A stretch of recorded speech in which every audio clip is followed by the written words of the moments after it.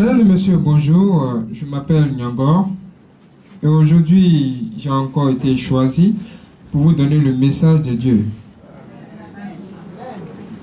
Le message de Dieu d'aujourd'hui est vraiment très puissant et Dieu lui-même veut nous parler. Et c'est certainement quelque chose que vous vivez, que nous vivons tous, et Dieu veut nous apprendre beaucoup de choses sur ce qu'on vit. C'est pourquoi nous allons partager ce message, nous allons étudier ce message ensemble. Alors, soyez prêts parce que Dieu lui-même veut nous donner quelque chose de très puissant aujourd'hui. Le message de ce matin a pour thème « Le désert, un lieu pour tester ta foi ». Et c'est dans Matthieu 4, verset 1 à 11 que nous allons comprendre de quoi il s'agit ici. Déjà, quand on voit le thème, le désert, un lieu pour tester ta foi. Comment on comprend ça? Déjà, vous devez savoir que le désert, c'est réel. Le désert, c'est quelque chose de vraiment grave, que beaucoup de personnes même veulent éviter. Mais c'est quoi le désert ici? Ce sont les moments difficiles que vous traversez, les difficultés qui vous arrivent. Quelqu'un m'a dit, bon, moi j'ai l'argent, j'ai tout, mais pourquoi tu me parles de désert? Mais peut-être tu as tout, tu as un problème. C'est ce petit problème qui est à côté qui te chagrine, qui fait ton désert aujourd'hui. Et c'est sur ça Dieu va se baser pour tester ta foi. Mais qui sera le testeur ici? Puisqu'on dit le désert, un lieu pour tester la foi. Donc, qui va tester la foi ici maintenant? C'est le diable. Le testeur. Voilà. Ici, on découvre un autre nom du diable qui s'appelle le testeur. Et le diable, lui, va venir vers toi pour te tester. Maintenant, toi, qu'est-ce que tu dois avoir comme arme pour te défendre? Selon vous, quelle arme vous devez avoir? Vous devez avoir une arme solide contre lui. Physiquement, vous allez voir que le diable peut être en l'homme. Parce qu'il se cache toujours en l'être humain. Et il va venir vers vous. Il va par exemple te dire, hé, toi là tu es vilain. Mais donc toi aussi, tu ne vas pas regarder l'autre côté qui est caché derrière lui. Tu vas te mettre à lui répondre. Par exemple, quelqu'un va dire, bon, moi je suis trop coléreux, je vais le gifler. Et puis on va se laisser en même temps. Alors que tu dois réfléchir d'abord. Tu dois te positionner, faire un écart en arrière, comme ça, un peu en arrière. Réfléchir pour chercher à savoir, mais pourquoi cet homme est venu vers moi et il m'a dit un truc pareil? Est-ce que c'est pas le testeur qui est derrière? Voilà, c'est de ça il s'agit ici. Donc, votre foi ici sera basée sur quoi? Sur la véritable parole de Dieu.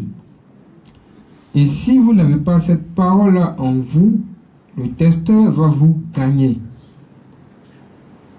Et vous allez voir, il y a quelqu'un très important que nous suivons tous qui va rencontrer le même problème. Et nous allons suivre son histoire. Alors nous allons entrer directement dans Matthieu 4, verset 1 à 11. Ici, on nous dit, « Alors Jésus fut emmené par l'Esprit dans le désert pour être tenté par le diable. » On dit Jésus fut amené par qui? Par l'Esprit. L'Esprit là c'est qui? C'est qui? Dieu lui-même. Donc Dieu lui-même, il te conduit vers le diable même. Il fait exprès pour voir si dans tel moment difficile là, tu vas l'abandonner. Et il envoie le diable exprès. C'est comme si les deux sont amis. Et il vient te tester pour voir réellement si tu es prêt. Tu dis tu cherches Dieu, non? On va voir ça aujourd'hui. On va voir la réaction de Jésus-Christ dans cette situation. On nous dit tout simplement, après avoir jeûné 40 jours et 40 nuits, il eut faim. Le tentateur s'étant approché, lui dit, « Si tu es fils de Dieu, ordonne que ces pierres deviennent des pains. » Ah! Dans la situation de Jésus, qu'est-ce que vous allez faire? Mais moi, je sais que j'ai faim. Et puis j'ai le pouvoir. Mais pourquoi lui vient me dire si je suis fils de Dieu de transformer le pain de la pierre là en pain pour manger? c'est qu'il y a problème. Il faut que je réfléchisse bien avant de lui donner une réponse.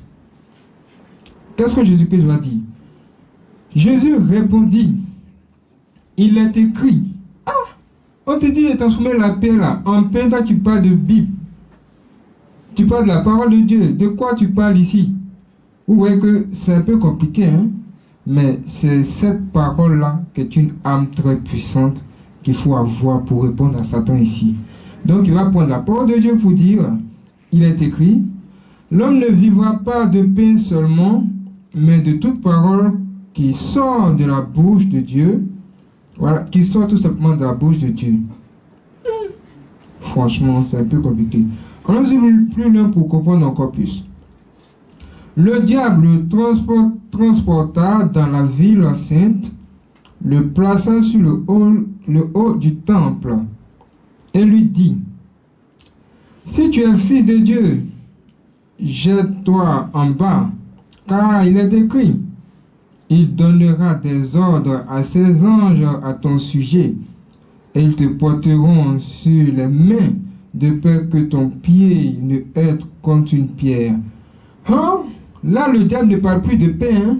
Il parle maintenant, il parle plus de pierre en pain, il parle maintenant de, il est écrit. Comme tu veux entrer dans la parole de Dieu là, moi je vais te montrer que je suis né avant toi. C'est là qu'il va entrer maintenant dans la parole de Dieu, pour dire, il est écrit aussi. Et le combat, le vrai combat a commencé. Dans la parole de Dieu, c'est là que tout va se jouer maintenant.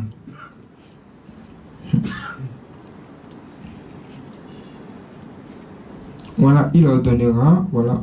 Et Jésus lui-même va prendre la parole maintenant. Jésus lui dit, il est aussi écrit. Il est aussi écrit. Bon, toi tu me dis, il est écrit. Ok, tu vas voir. Il est aussi écrit. Une parole qui est utilisée comme une arme. Jésus dit, il est aussi écrit. Tu ne tenteras point le Seigneur ton Dieu. Tu ne tenteras point le Seigneur ton Dieu. Là, Jésus-Christ a vu que là, il a adopté un esprit. Et c'est un esprit de tentation. Et il a été de le tenter. Donc il faut être prêt maintenant. Le diable le transporta encore. Il ne laisse pas l'affaire. Il sera toujours là. Tant qu'il n'a pas gagné, il sera là. Le diable le transporta encore sur une montagne très élevée, lui montra tous les royaumes du monde et leur gloire. Et lui dit, je te donnerai toutes ces choses si tu te prosternes et m'adores. Ah, là maintenant tu parles de me donner beaucoup d'argent, beaucoup de richesses. Pourquoi? Pour que je t'adore. Là, ça parle de quoi? Le pacte avec le diable. Ça existe et c'est là même ça se voit. Qu'est-ce que Jésus-Christ va dire? Jésus lui dit, retire-toi, Satan, car il est écrit, tu adoreras le Seigneur ton Dieu et tu le serviras lui seul. Oh? Wow! Il a vraiment une foi basée sur la parole de Dieu. C'est incroyable. Alors le diable le laissa, et voici des anges vinrent auprès de Jésus et le servaient. Ça, c'est le verset 11. Qu'est-ce que ça veut dire? Ça veut dire que les situations peuvent vous arriver, mais c'est une épreuve, c'est un temps que Dieu place devant vous pour tester votre foi. Mais quand vous gagnez le combat là, après là, ce qui a été détruit est restauré. C'est pourquoi on dit quoi? On nous dit que, et voici les anges viennent auprès de Jésus. Les anges viennent, c'est après quoi? Ça veut dire que les anges, ils étaient quelque part, ils observaient seulement le moment. Ils attendaient l'opportunité. C'est-à-dire, eux-mêmes là, ils priaient même pour que Jésus gagne. C'était comme un combat. Il fallait gagner ce jour-là. Il fallait être prêt. Et Jésus-Christ a remporté le combat. Donc, après le désert, après les moments difficiles, après cela, Dieu lui-même va rétablir votre situation. Amen. Oui, amen. Parce que ce que le diable a détruit dans votre vie ne restera pas comme ça. Dieu lui-même viendra. Il enverra même ses anges, comme dans le cas de Jésus-Christ ici. Pourquoi? Pour rétablir tout ça. Oui, et nous sommes témoins de ce cas-là. On a vu qui? Job. Job, qu'est-ce qui s'est passé? Lui, il a eu la double bénédiction.